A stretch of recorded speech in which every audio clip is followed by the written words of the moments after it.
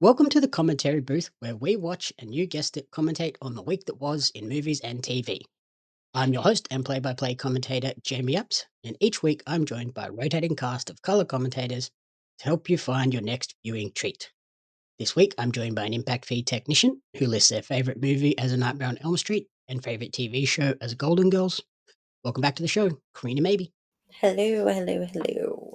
How's everything on that side of the world? Yeah, hot, humid, and we still haven't gotten blown up yet, so I guess that's a positive. Actually being in Florida, that's concerning. I was gonna say it's only Monday, so who knows what can happen.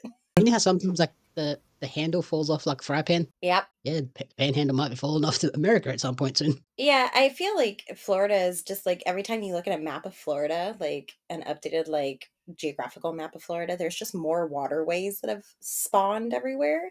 And I'm thoroughly convinced that like within the next like 10 years, we're just gonna break off and become an island. I was thinking more you'll get blown off. I mean, I was trying to stay positive, Jane. If they're gonna bomb somewhere, the place where he is 90% of the time, Yeah, the okay, golf so course is in Florida. can we not put that into the universe until after October? Okay? I don't care what happens as long as it happens after October because I need to go to Halloween Horror Nights and I'm not gonna like let anything hold back from that. Like even if a bomb does blow up, I'm going to find a way to get to Horror Nights. I don't care. I will go there limping and with like one arm. Yeah, committed for life. It's my favorite time of year. Mar-a-Lago's not overly close to you, is it? No, but also it depends on the kind of bomb that they let off too. I mean, who knows what the fuck is gonna happen? You probably still get radiation fallout where you are. I was gonna say, it's gonna be honestly like I could probably work in the Halloween Horror Nights Fallout house at that point. You might go with like 3 heads. Yeah, it'll be fine. I'll be in like a new ghoul or something like that. It'll be really cool. But yeah, Totally cool. your nose just drops off. Yeah, it's cool. It's everything's fine. It's fine. And so speaking of things that are totally fine, Oh, thanks for almost making fucking liquid come out of my goddamn nose. I really fucking hate you right now. Thanks. That would have been great. So glad I was able to keep that in because that would have been one for the views. that would have been a great clip. Yeah, fantastic. So, as I was saying, this week we conclude, for now, our Frightening Flashback series focusing on the 28 Days Later franchise as we review the latest entry, 28 Years Later, which obviously takes place 28 years after the initial rage virus outbreak of 2002. In 28 Years Later, we're introduced to a group of survivors who live on a small fortified island. And when one of the group members leaves the island on a mission for the mainland, he discovers secrets, wonders, and horrors that have mutated not only the infected, but survivors.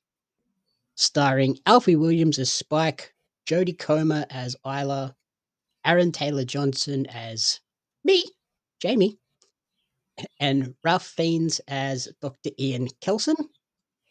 Uh, Before we dig into everything and avoiding spoilers for now, what did you think of 28 Years Later? Thank God they got Ralph Fiennes to be in this movie because that's about the only saving grace for this movie for me. To be fair, like Alfie, Jodie, and Aaron are great performances as well. They It's are. it really for me was like the last 5 minutes that really sucked me out of this one. This movie, to be completely honest, and like I understand it's supposed to be 28 years after the initial outbreak. This movie did not feel like part of the 28 franchise. It felt like its own movie at this point. There was nothing really in my head that resonated or linked this with the 28 series, minus the whole they have a couple flashbacks and it says 28 years later with the very like cryptic writing at the bottom of it. Yeah, really the only connection is the virus because Yeah, there's it's no tie over characters. We don't get the trademark eyeball gouge scene. We and we get don't even something get better. the theme song. No, that's true. I I literally I felt like I honestly was wondering if I even watched the right movie because there were so many things I was presuming would be in this, to continue with the historic parts of this franchise, and they just were not it. And there were a lot of parts that I felt were just unnecessary. They also kind of somewhat retcon the ending of 28 weeks later as well, where we see, like we mentioned last week, we see the infected running into Paris towards the Eiffel Tower. Yeah. And immediately they're like, yeah, the virus got to mainland Europe, but they fought it back because they are somewhat organized and Britain's just a shit show, so they lost. Yeah. Yep. There's a lot of holes in this. I feel like if this movie had been written and released uh all together with the other films, maybe it wouldn't have been so disconnected. But when you take a franchise that is as old as this and then you try to add on to it so much longer later on in life, it doesn't work very well. Or at least this didn't work very well. Well, I think even just putting the name on it set expectations and like if this hadn't been a 28 series entry, Hmm. I think it would have been a perfectly feasible movie until that Yeah, it would have been a last 5 great like infection zombie movie or whatever, or like survival. Yeah, It's more like it's a a great survival post-pandemic film. movie. Yeah. But it to slap the 28 on it and market it as a kind of like a trilogy slash, apparently there's one more coming out that we know of. Two more coming out that we know of. I totally forgot that there was a second part of that, but Yeah, um this is the big problem with this one for me. This is because this is the start of a trilogy. you shouldn't have named it 20 years. Well, it just kinda doesn't feel like it concludes. It's Yeah, kind no, of it doesn't. it ends and you're like, "Oh, there's still so much more of this," and it's like, yeah, it's because they filmed 28 years later and 28 years later Bone Temple Mhm. back to back. Like, the new one is basically ready to go. It's just in post-production now. That's right, because isn't it coming out like in January or something? Yeah, releases in January. It's just Yeah. less than a year away, so that's great. I'm glad that's coming quickly. But then the Yeah. 3rd one, they're still waiting on the results of this one to greenlight the 3rd one. Yeah, and judging from this one, I don't know. Like, I know that it's performed well, I think. Like, before I saw it, it had performed well and it had gotten a really good score on Rotten Tomatoes. I don't understand how or why, but to each their own. The first thing I wrote down was, like, it's a coming of age movie about sort of facing mortality and, like, false exceptionalism because they when Alfie and Jamie go out not Alfie, Spike and Jamie go out on that first, like, hunting gathering mission, they come back and, like, Jamie's, like, really hyping him up, like, "He was great, he was fantastic." He's like Yeah. the David to the Goliath type thing. He did everything, he was perfect in even though he's only 12, he's so good at this, Yeah. and, he wasn't. So it's, like, No. total crap, and it's just, like yeah, so it's about this kid coming of age and, like, having to ultimately face mortality and death for the first Mhm. time, and then, yeah, like, trust, faith, belief is all wrapped up into that as well. Yeah, it's a family-oriented movie, like a family values kinda movie. Yeah, that core part of the story is really great, and Yeah. the first act is, like, the action sequence with, like, them out on that first exploration mission. Then Mhm. we get the really heartfelt moments where it's Spike and his mum, Isla, trying to get to the doctor. Mhm.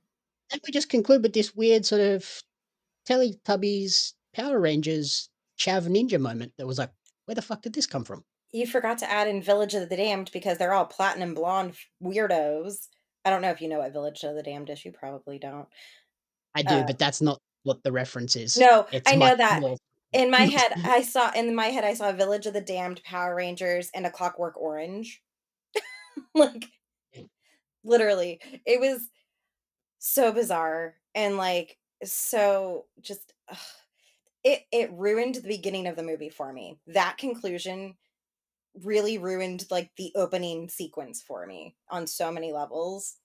'Cause I To was be fair, just I wasn't a huge fan of the opening sequence anyway. I wasn't either, but I was a little bit optimistic that they were gonna elaborate more on the characters that we meet in the very opening scene, and there's nothing. There's no story, like, I don't even know why they introduced that kid. Well, he's the kid at the end. You see I know, you see him for a whole 5 minutes, and that's it, and I'm like, "But why? Why?"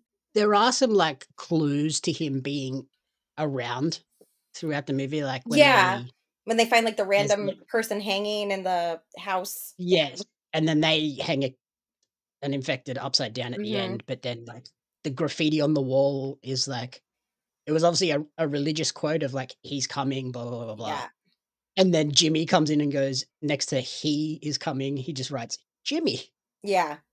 So, So, like, it's there are just illusions that the Jimmys are around and doing crazy shit. things.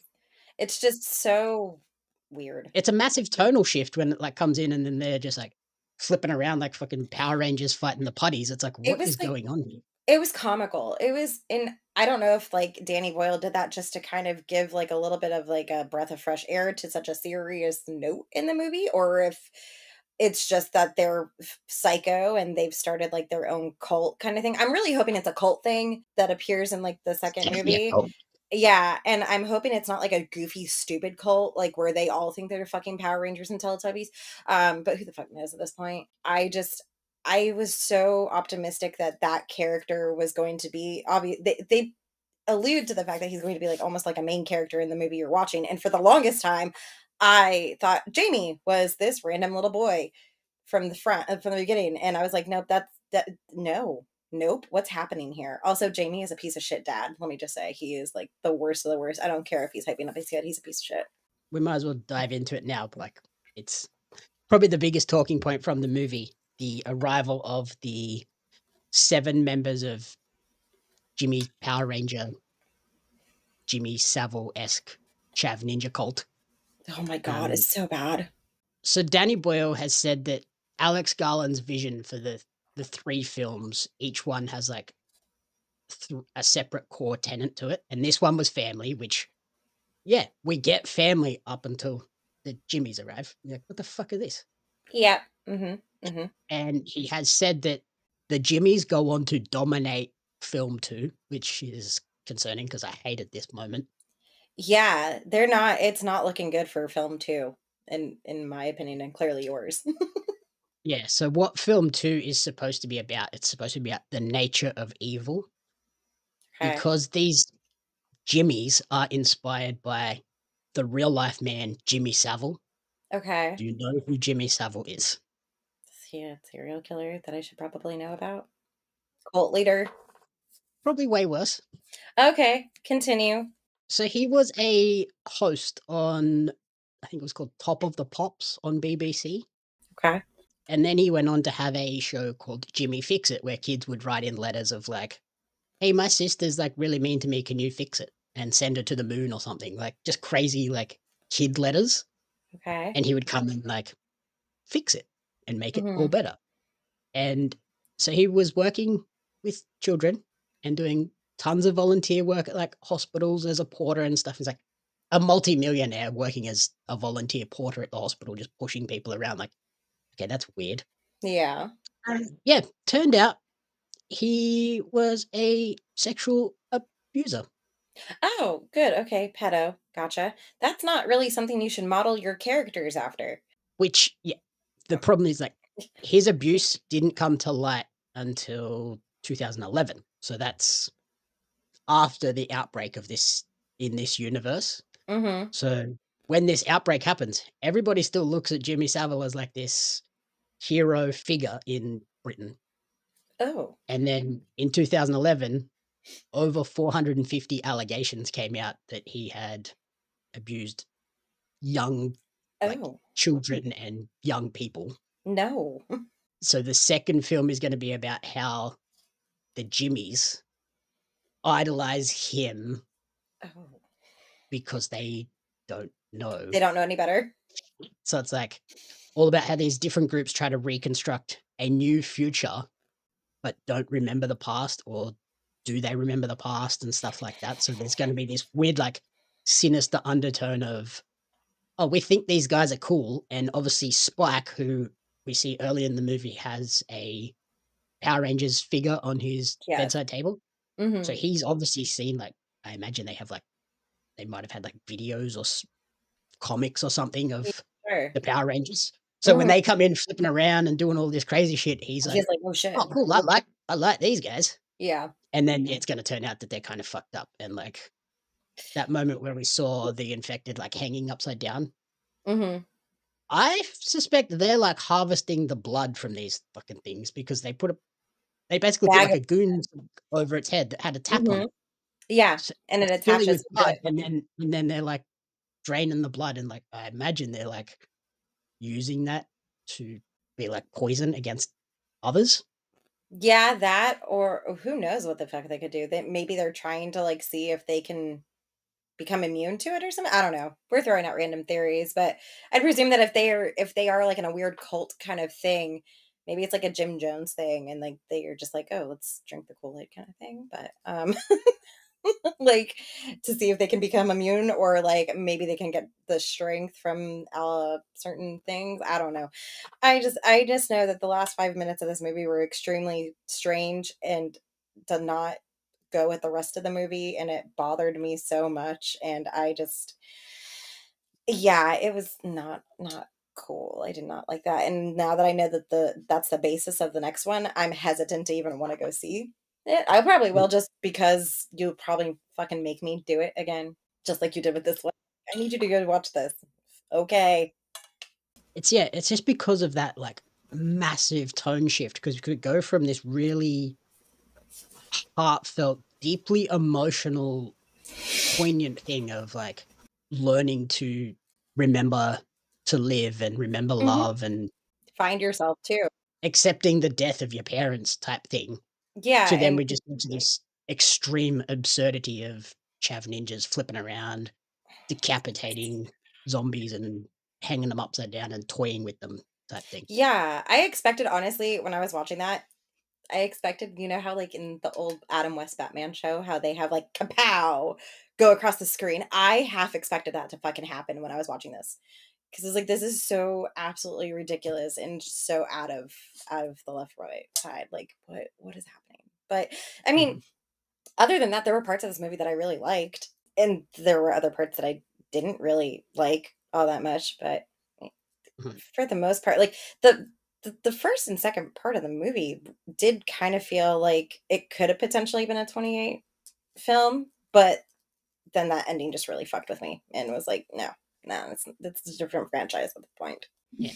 Like, there are absurd moments in 28 Days Later, like, there's that moment where they're driving through the field and it turns into, like, a painting and they're driving through a painting.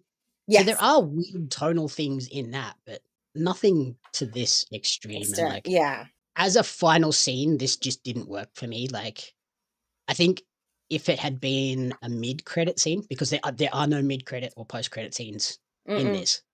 I Right. think if this had been a mid-credit scene, Mm-hmm. Could have worked. you would have been okay with it, like, but as it stands, it's just too big a tonal shift and doesn't feel congruent with the rest of the movie, especially the sequence we'd just seen with this deeply heartfelt, heavy emotional moment with Isla, Spike, and Dr. Kelson. Yeah, they could have left it on Spike and his processing of grief. Like that's how I see the ending for the most part, is like him dealing with grief and learning how to understand it, and then finding himself and like figuring out what he wants to do is the next step, and becoming sort of like this man that his dad has like laid out for him, that he's expected to be, And so yeah, they could have easily ended it on that, with him just going on his way. But then like you said, they did this weird fucking thing, and it's just not, no. It's the thing that you walk out of the theater remembering, which is not Mhm. really the point. No, and I even stayed around to see if there was a mid or end credit scene, just because I was like, "There's no way." Like, with the way that they did this, I was like, "There's gotta be more. Like, show me Mhm. even, like, a little, like, snippet or something, like, someone running through the fucking field. I don't care, but, like, I was half no." expecting a Cillian tease. Yeah, like, anything, but no, nothing, and I'm just like, "Dude." I think, like, if it had ended on the community on the island finding the baby, I'd have been like, okay, cool, Perfect. makes sense. Yeah. But nope, we had to just add in 5 more minutes of chaos. Mhm. Mhm. And honestly, when I watched that, it felt like it was just somebody else. Like, I know Danny Boyle directed it. I felt like somebody else directed it, but I don't really know much about his, like, directing styles and stuff, so that could be on point for him for all I know. But, yeah, yeah, whatever. Let's forget about the ending and just talk about the good parts of this movie and other not so good parts of this movie.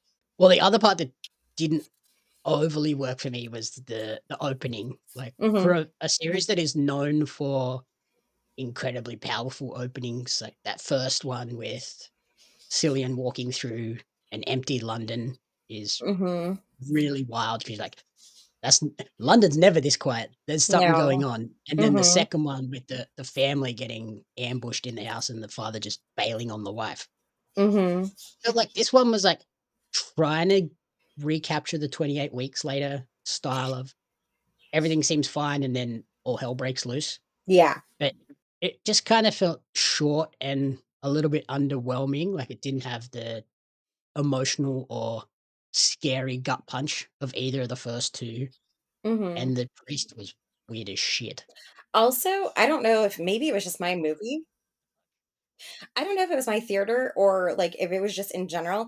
That scene, specifically in the church, the audio was so low when they were talking, like, like, the kid just sounded like he had such a heavy accent, like, I almost couldn't understand what he was saying because it just sounded so quiet, and, it Oh, coulda yeah, just been my theater. I think that was your theater. They must have realized and turned it up. I was like, "Dude, what the fuck are they even talking about right now?" I also, when I saw that church sequence, I immediately thought of, Cillian Murphy in the first one when he, like, steps into the church. That's literally Mhm. all I got was a flashback. I was like, "Is this the same church?" No, it's not the same church. It's a different time zone, or timeline, whatever, you know? But it just It's a totally different area of yeah. Britain. I was like, it just looks so, like, similar to that whole sequence, you know? But, yeah, that whole scene was really strange, and I was really that opening with the priest really set my expectations for what I thought was also going to be another part of this movie with a zombie cult, like a cult of zombies. So I was very disappointed that that's not what really happened. Yeah, like, I went back and watched the trailer after seeing the movie. Mhm. Yeah, that trailer sets up a totally different movie, Yeah. Mhm. which is cool. I like that idea of, like, It doesn't really show you a whole use lot of what you actually see. well, everything they show is in the movie. There's no, It like, is. weird, like, fake out moments, and Mm-mm. it's all it's basically all in order. Like, they don't Mhm. move shit around just for the trailer. Like, it's pretty much in timeline order, Yeah. but it's all shown totally out of context. So you Yes. think Dr. Kelson is the bad guy, Mhm. and he's not. He's He's like the a nicest guy crazy in the old world. man. Yeah, He's he's just just a totally little misunderstood. yeah, I mean, well, you'd be misunderstood too if you were living in complete isolation for however long, you know, and Building a everybody thought bone you were temple. yeah, and everyone thought you were a fucking kook, which also makes me wonder why everybody thought he was a fucking kook other than the brief moment that we get where it's, like, kind of like a flashback moment, but I can kinda understand why they think he's crazy, like, they he's stumble upon the fantastic. smell of death It's and fine. a dude just melting flesh off bones. Like, I yeah, look at I'd be sus of that guy too. I look at Fuck him going as on here? he's just doing his due diligence because he wants to make sure that the virus doesn't spread. And so I looked at him as like clearing house essentially. Like he's burning all these bodies to make sure that nothing can get out. That's, that was my take on it. He's also a genius.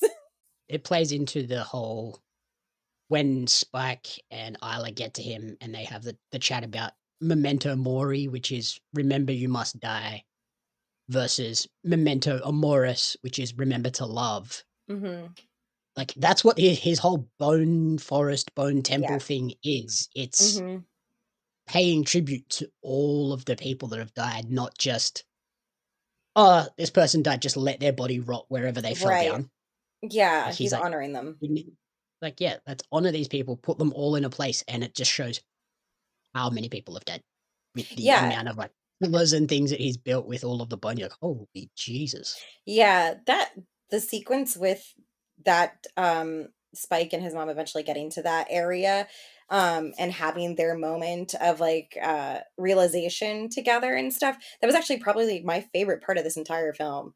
It was Mhm. absolutely wonderful. It was shot spectacularly. Like, I loved the shots in that. It was just fantastic, and it was the perfect amount of quiet, but, like, kind of haunting at the same time.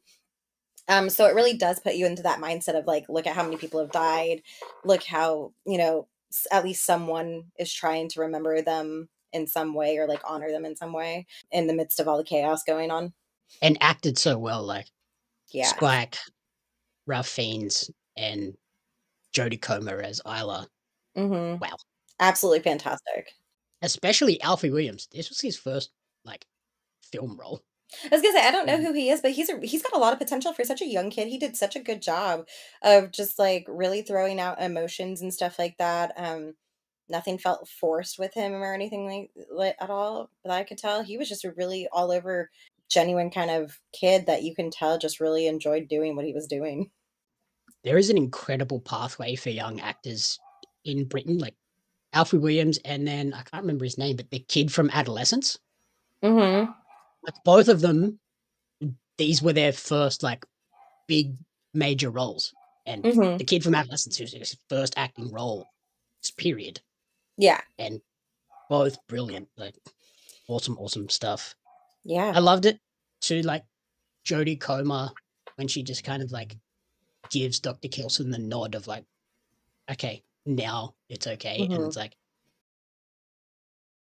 touches on, like, the concept of, like, euthanasia and stuff as well. I was like, "Ooh," it's, like, really deep meanings to this that, like, they're not really shoving it in your face. Like, it's clear of what's going on, like, she's telling Dr. Kelson, like, "Okay, I think Spike is gonna be okay. I'm happy to go now, like, I've accepted this it. is this is the best outcome, like, I'm screwed either way. I'd Yeah. prefer to go here and have him be able to sit and accept it." Mhm. Yeah. It was a really that was like the best parts of this movie were just in that like whole maybe like 20 minutes that we spend in that camp essentially. The journey with Spike and his mom were fantastic too. I just think that I appreciated those moments more so than I did Spike and his dad, just because they were more real and more heartfelt. I feel the ones with his dad, they were more of like a manly bonding kind of thing that like a rite of passage almost is what it felt like. Um, Mhm. and I didn't like it as much. Also, I really am over the whole like fat crawly zombie things. Like they were just disgusting looking, and I just like there were so many times where I almost wanted to like physically I was almost physically ill watching them eat fucking worms out of the ground. I'm like, that's I didn't need to see an up close part of that at all, but here we are. Yeah, I think, like, the Spike Jamie part is to show, like, just how dangerous mainland Britain is, Yeah. and then Spike Isla is the emotional heart of the movie, Hmm. and then whatever the fuck that last bit was. A train wreck. Are you a trading card collector or a fan of Australian pro wrestling? If so, you're not going to want to miss out on the limited edition Australian wrestling cards. Each set includes 50 packs of 10 cards, including some of the country's top wrestling talents like Robbie Eagles, Shane Haste, Madison Eagles, Hartley Jackson, and they have Shaza McKenzie listed, although she is not a favorite. The velocities, and a lot more. There's wrestlers, referees, announcers, commentators that are featured, giving you a full appreciation of the Australian independent scene. The cards sold out a lot faster because cards are hot right now, as I'm sure Jeremy Lambert will tell you. But you can order your Australian wrestling cards now at Pario Magazine. That's PARIO magazine.com.au/AUS WRES cards. Follow Australian Wrestling Cards on social media at AusResCards for updates. Join the hundreds of fans who have already discovered the excitement of Australian wrestling cards. Like we said, they kind of retcon the ending of 28 Weeks Later, but I loved the sort of the allusion to Brexit, which was, like, a massive thing for Britain when they Hmm. left the European Union. Yeah. And this does a great job of, like, being an allegory for that, where Britain is now totally isolated. so far as there's even quarantine boats that just like encircle the island to make sure nobody gets in or out. Like if you Yes. step on this island, that's it. You're staying there. You're not coming back out, which is Yeah. what ends up happening to the Swedish soldiers who get totally screwed. Yeah. We learned that like, yeah, life moved on like normal in the rest of the world. Like this mobile phones, everything. The Swedish kid is like just working like normal and just decided to I'll sign up for the quarantine boats. Like it's a Yeah. easy, well-paying job, and then his life got fucked. Yeah, it was rough. I like how even though Britain is isolated, I like how they also isolated the island, like, they have made sure that they are completely, like, quarantined themselves, essentially. I love that they found a location that's only accessible during the low tide. So they're guaranteed to not have, like, any potential threats unless they can actually see them coming at them. So I really liked the ingenious way of that they planned that. And even then, like the island is fortified as well. So like Mhm. even like if a raiding party comes with boats and stuff, they can't just come on the island. Like it's Right. fortified. So it's like Yeah, so it's like infected aren't going to get there because they can't swim apparently. yeah, But that's raiders aren't going to get there either. my theory from the second one really did come true because, But they we were kept some talking. of it. Yeah, because I was like, "Oh, they didn't get on the boat, they were drowning," it looked like, and yeah, clearly they can't swim apparently, because that's gonna keep everybody safe. But yeah, I did like the island concept of that, it being completely cut off from the mainland is a genius idea, and I would probably do that same thing, when we eventually become an island ourselves in Florida. My one drawback to that sort of whole isolated, only accessible via the causeway at low tide. There's a lot of like exposition to explain that. I was like, didn't really need to tell us that. Like, you could have just showed us. Like, Yeah, you we can see see it that it's only clearly. accessible at low tide. We didn't need the whole Jamie giving Spike the speech. Like, the kid grew up there. Right. I think he knows. He Yeah, like gets it. that was the parts that are kind of, like, unnecessary and just fluff, essentially, like, just to give it more, It was like just so the audience knew. They were like, just to make sure you don't forget this.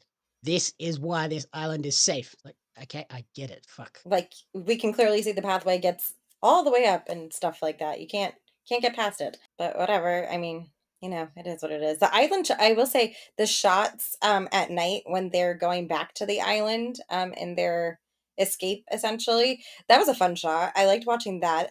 The water, like the whole filming of that with the water and stuff like that looked really cool. When it Um wasn't fully low tide yet, like there was still like a small Small. Yeah, like layer of water shin across deep it. or whatever they said. That was actually really fun to watch, they just kind of realize like, "Oh, we need to get a move on," and you can see how difficult it is, which I guess emphasizes even more that it's only accessible during low tide because they were really struggling on that. Mhm. Just to circle back on the isolation part, when Eric joins Spike and Isla on their little journey, that was the best comedy in the movie. Like, Mhm. that comedy at the end sucked. The comedy with Eric, Spike, and I Isla needed was great, Yeah, I especially with needed the more you know, Swedish. "Here's a photo of my girlfriend." What's wrong with her face? What's wrong with her face? Oh yeah, there's a person on the island that when she eats shellfish, her face looks like that. I cannot tell you, I lost it in the movie theaters. Our I theater lost it lost too. it. Everyone's like, Yeah, "That's there's probably fantastic." 10 of us in the theater and every one of us was just busting out that entire sequence. I was like, it is so real when you put something like that in there. That's the kind of comedy I needed through that. And that's really bad that I expected that to be in the ending too, if they were gonna throw out that shindig of misfits, but that didn't happen. So yes, I needed more Swedish fish, is what I'm gonna call him, the Swedish fish. So he was funny as shit. I feel bad for the dude, but he's cool. It's cool. Yeah, so on that, Eric suffers an untimely end when he comes upon the alpha infected. So we have this evolution of infected. I mentioned we didn't get the eye gouge scene. We kind of upped the ante on that. What did you think of the spine pulling? Honestly, it reminded me of Predator, which was Mhm. probably the only saving grace I had for it. I have a lot of choice words for the alpha slash infected in this movie. But yeah, the spine pulling was cool. Like I said, it reminded me of Predator because he literally does that in the second one. Just rips out somebody's Yeah, it's spine. a total upping the ante of the eye gouge. It's like, holy Jesus! Now we're just gonna rip entire heads and spines out. Yeah, I mean, kudos to him for really getting it and just one clean swoop. That's about all I can say about the alpha. That scene that you mentioned where they're running across the causeway in the water with an infected chasing them. Very Attack on Titan vibes. Which, The like, alphas in general. Alex Garland has said previously that he loves that show. So it's like, it's clear. We know, Yes. Alex. We get it. Yeah, the alphas are definitely Titans, which is so funny now that you say that, because I can absolutely see that, like, putting two and two together with just their massive size. That is funny. I love that little fun fact that you just threw at me. And then some of the other evolutions of the infected, because it's been 28 years, they've had to adapt because clearly they're not dying out. No. So they've learned to eat. Some of them have evolved, like the alphas are totally evolved. You've got the fat, bloated ones that kind of just, they're like that, the question of if you could choose an animal to chase you and if it caught you, you're dead. And everyone's like, oh, pick a snail because they're super slow moving. But they're That's the snail. inevitable. Like, they're constantly moving. And it's like, that's what the slow, bloated ones are. They're a reference to death is inevitable. Like, they will eventually catch up to you. It Just might take a long time, but eventually they will get you. Yeah, they're pretty gross and revolting, to be fair. Like, they are the grossest thing in the world. Like, the infected were gross in general in this movie, but they were like top tier gross level for me. Yeah, because they look like dead bodies that have kind of started to decompose and swell. Well, I have expected them to be like a bloater from Last of Us. Like, that's literally what the vibe was, is the bloater from Last of Us, where they just like eventually everywhere. And yeah, they just inevitably move forward and just eat whatever protein they can find, whether it's humans or worms or whatever. Shoelaces. Yeah. That's where I laughed really good. Yeah, because it thinks it's a worm. And then you get the ones that are more closely aligned to the original infected, the skinny ass, fast moving runners who are pretty scary because they have evolved to hunt now. They don't just individually run on rage. They are No, they're pack hunters. Yeah, when we see them attacking the Swedish troops, Mm-hmm. they herd them into that canal and then just start launching themselves at them because they're like, we can't. If we fucking dive off this big wall, I'm basically dead already. What the fuck? Yep. And the soldiers like, holy shit. So yeah, to see them sort of evolving and learning how to pack hunt is very concerning. Yeah, and I just got through rewatching Jurassic Park. And so when I was watching Jurassic Park, I was like, oh, look, the zombies from 28 years later are just like fucking raptors. Like, they pack hunt and they have a fucking alpha. Yep. And then then we have the like really big, extremely powerful.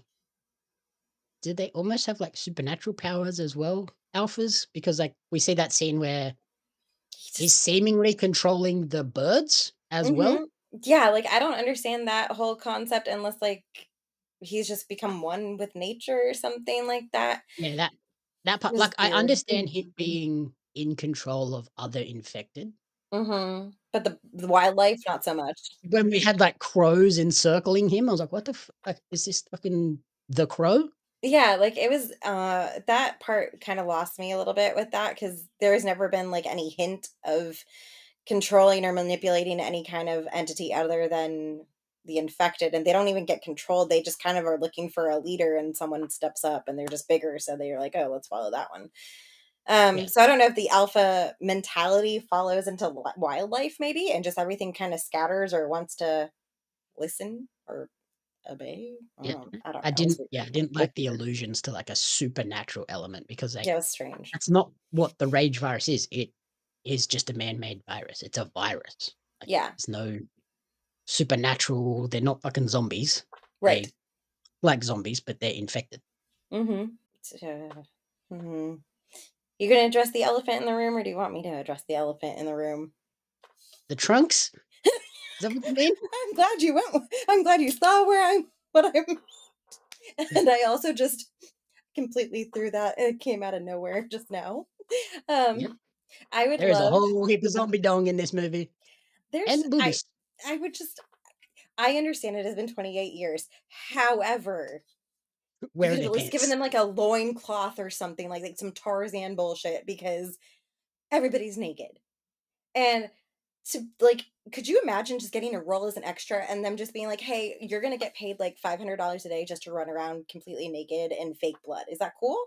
Okay, great, awesome. Just stand right there and then run. Like, sounds like a good payday, but good luck To God. be fair, they weren't fully naked in real life. Okay.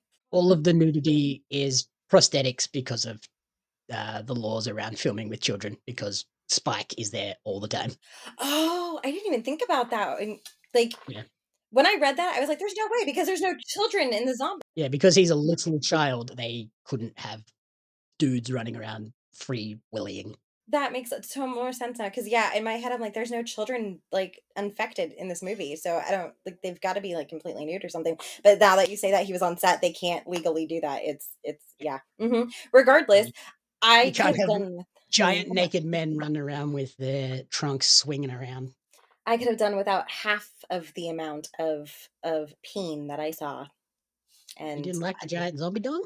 This is a big dong. let me just tell you something. I was talking to someone at work the other day, because we read a lot of random books. Like we go down to black holes on book talk. Let me tell you, we Yeah, both it's black. It's dark. you leave my dark romance alone. Neither one of us have ever ventured down the monster book talk world because that is just too much for us.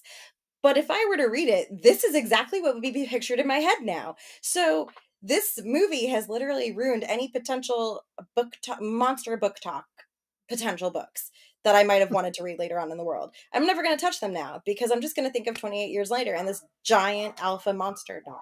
And I'm like, yep, never need that. I'm just going to stick with like my motorcycle slash dark mafia romance and continue on my way because I never need to be reminded of the zombie slash infected monster trunk. Mhm. The other evolution that we also see is that apparently infected can get pregnant now. No, I'm like confused. no. I don't have This, any. No. I had so many questions about this. Like, we see a infected give birth pretty full frontally. There's Mm-hmm. not a lot hidden in this. Uh-uh. My big question, did she get pregnant after being infected, or was she pregnant and then got infected? So my theory is that she was pregnant and got infected. That is my theory because the baby Because came out I don't normal. see the alphas running around like boning with their No, giant zombies. and that's why I think she was pregnant and then just became infected. That is my and she's the only one. Like you don't see any of the other ones that are Yeah. running around like that. So if they were to But be then the alpha was so protective of her as well, so I'm like, "What the fuck?" yeah, he was, which was kind of strange, but maybe they just got like a sense like, oh, we need to protect her or something. But yeah, like in my opinion, if they had gotten to this point where they were smart enough to procreate, Reproduce, yeah. reproduce, procreate, more of them would be pregnant. Like you would see more of them walking around. But you also don't see any kids other than the ones on the island. There's no other children anywhere. So that's why my theory is that she was on the island. Appendages. Yeah, well, yeah.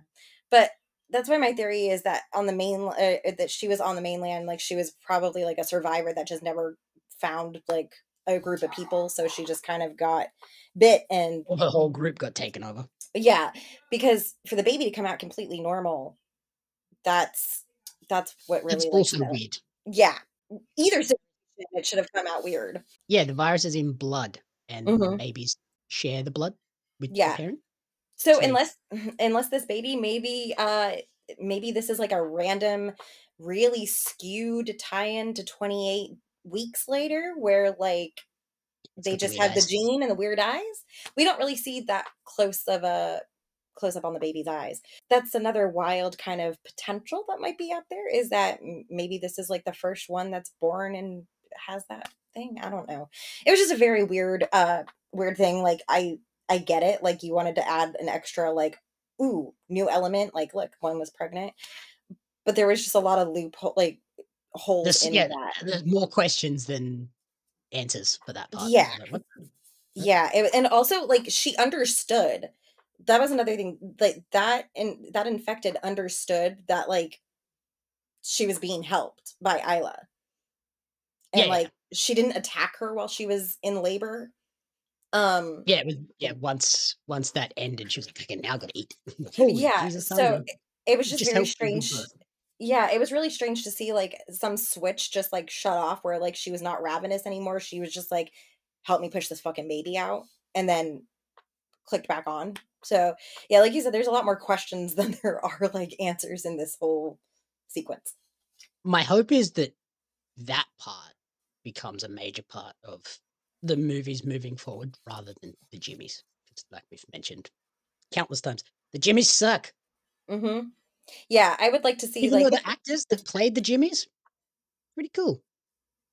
The actual characters, shit. not so much. Yeah, yeah, yeah. I would love to see like something happen with that baby where like they realize that like she is the key and the answer to things. Like that would be really cool. I would love Yeah, for that to yeah. be part of the storyline. I would imagine she has like some sort of immunity that's probably even higher than the Weird Eye kids. Yeah. But who knows? Because I mean, 28 days later and 28 weeks later and 28 years later, all three of them have never really tied in directly with each other. So they could just completely, aside from like the Jimmies and the way that this left off, they could just completely forget that the island even exists and just continue on with the Jimmies and Spike. Yeah, yeah. It'll be interesting. Hmm. The other character we kind of only briefly touched on, Rafe Fiennes as Dr. Ian Kelson. Brilliant. Fucking What did you fantastic. think of his whole like painting himself in iodine to avoid getting infected and using morphine blow darts to take out Samson, the giant alpha with the zombie dung? I I love Ralph Fiennes. I love him so much. I don't care what he plays, and he's always going to be Voldemort to me. But he is a fantastic and brilliant actor. Like I have so much respect for him. And he exceeded my expectations. I knew that he was the only reason I actually agreed to watch this movie because that I have an extremely love-hate relationship, more hate than love with this franchise.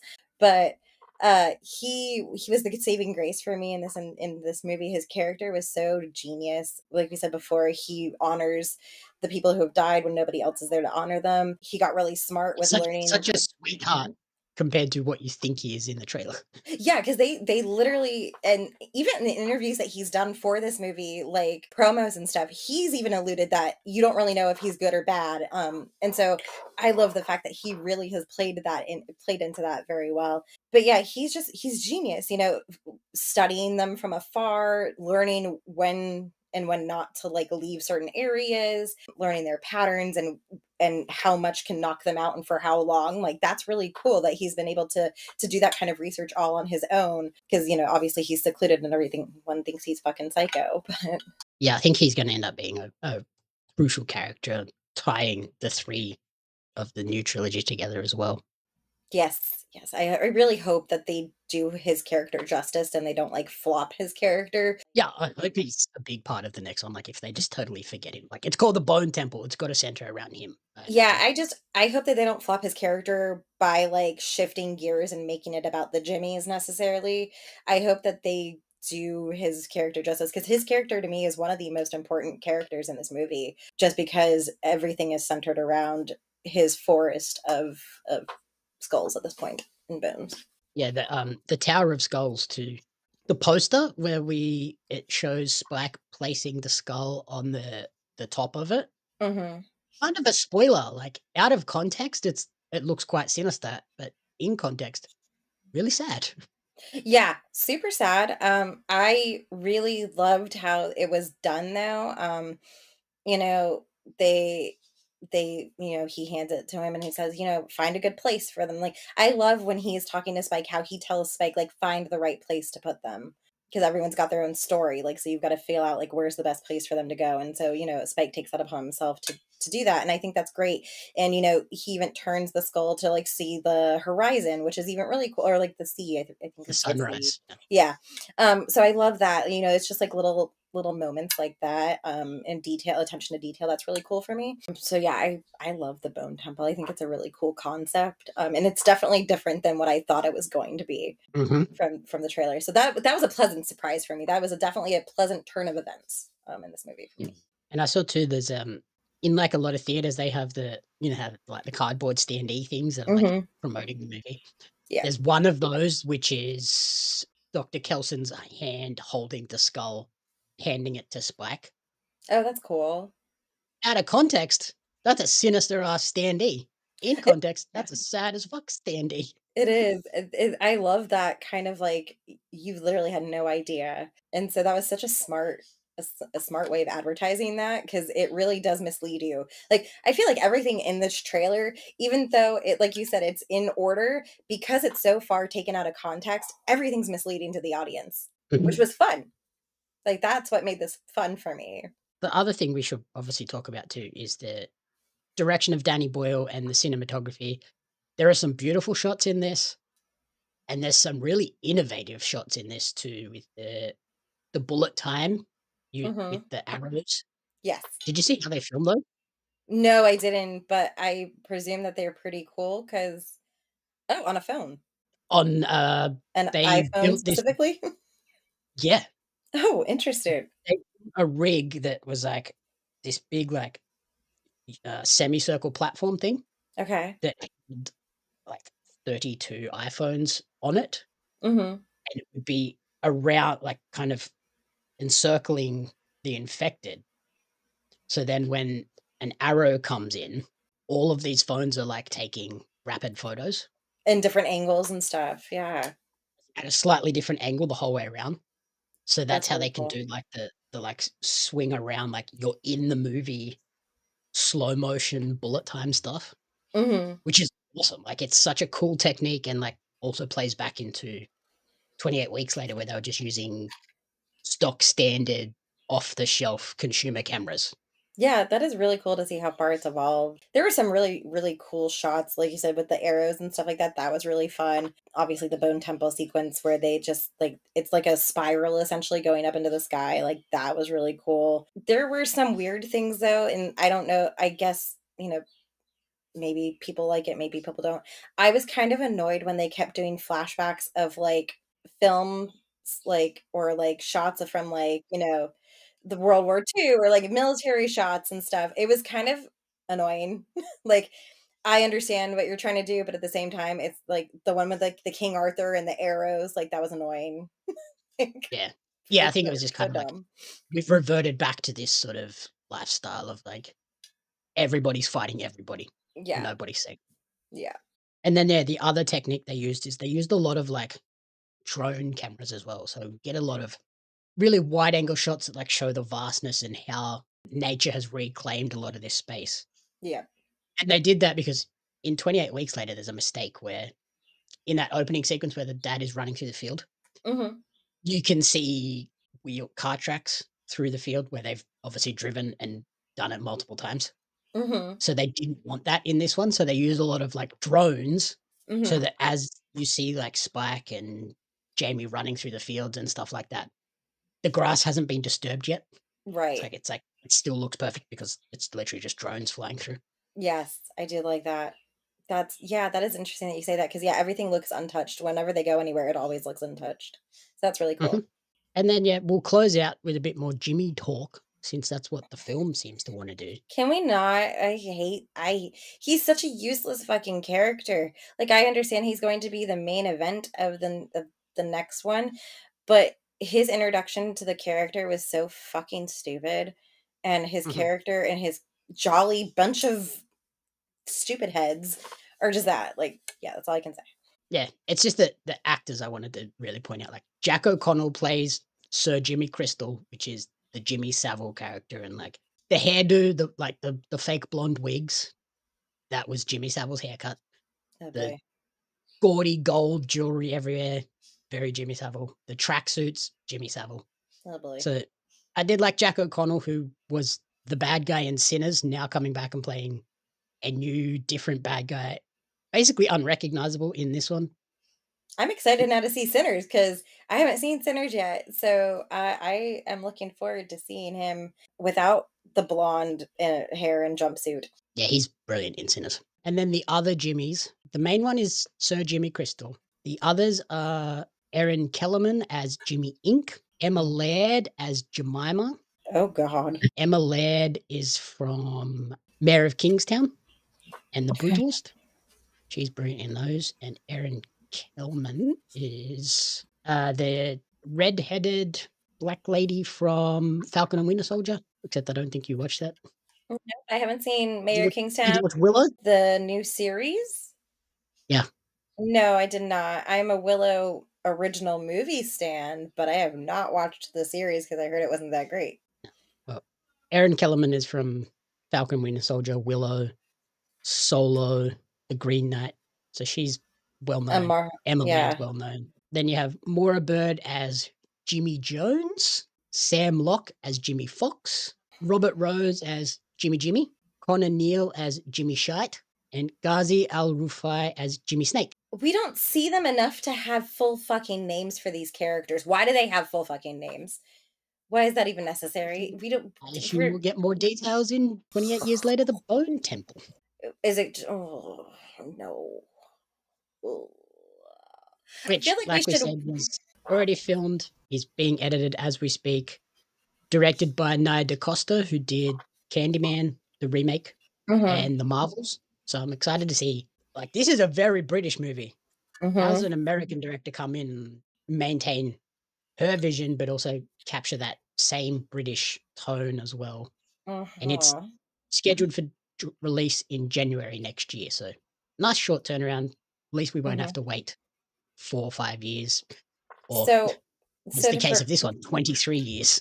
So to prepare for all of the Jimmies that we're going to have to eventually see, and all of the really bad fighting sequences that we're going to have to eventually see, I say Can we watch Power Rangers? Can we rewatch Mighty Morphin Power Rangers with Ivan Ooze? And then can we also watch A Clockwork Orange? Because that is total vibes for all of this shenanigans, and that is the only way I'm going to be able to survive the Jimmies.